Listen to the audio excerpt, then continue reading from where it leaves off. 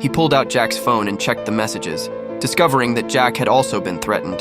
The sender claimed to know the secret inside Jack's suitcase. Bill quickly went to look for Jack's suitcase. Back in the restroom, Bill put on Jack's badge, found the key, and opened the suitcase. Inside, he found a whole package of drugs. Realizing the truth, Bill opened the door and called Nancy over. When Nancy saw Jack's body, she was so shocked she almost screamed.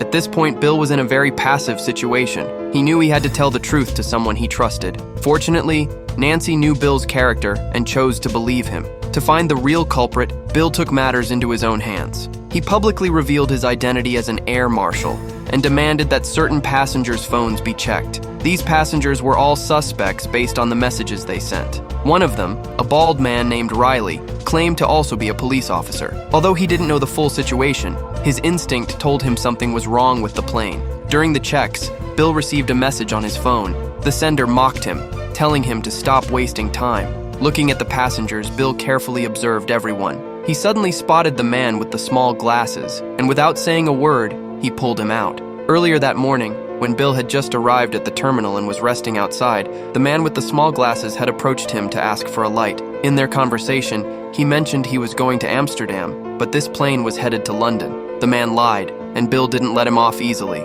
He said someone had given him $100 to ask Bill where he was flying to.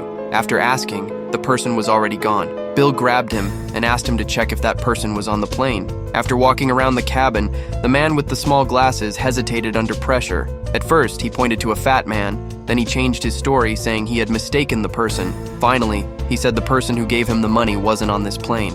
Whether he was telling the truth or lying, Bill couldn't take any chances. He had no choice but to use tape to restrain him. The man with the small glasses, sitting down, immediately began to fasten his seatbelt.